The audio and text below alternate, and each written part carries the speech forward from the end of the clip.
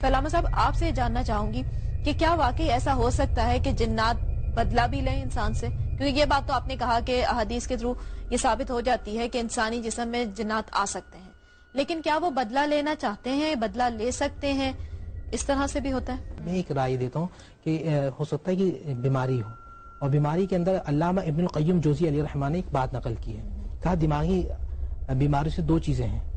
ایک کا علاج تو طبیب کر سکتے ہیں اور ایک کا پھر روحانی معالج کر سکتے ہیں۔ اور پھر اس میں یہ بھی جو اطباء کرام جو پرانے ہیں، جو ہمارے ائمہ سے گزرے ہیں، جب ان کو ایسی کوئی بیماری ان کے سامنے آئی تو ایک جونک جانور ہوتا ہے، حدیث شریف میں بھی اس کا ذکر ملتا ہے، جب بلڈ کی سرکولیشن بہت زیادہ ہو جاتی ہے تو اس طرح کی بیماری ہوتی ہے، سر کے اندر پریشر ہوتا ہے، تو جونک لگانے سے جو ہے وہ اس سے زائد خون نکال لیا جاتا ہے۔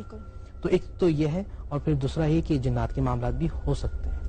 لیکن یہ ہر پیشنٹ کے ساتھ ایسا معاملہ نہیں ہوتا۔ جس طرح ڈاکٹر صاحب نے کہا میں ان کی بات کو ایگری کرتا ہوں، لیکن جس طرح بابا صاحب نے کہا میں ان کی بات کو بھی ایگری کرتا ہوں، دونوں معاملات ہو سکتے ہیں۔ لیکن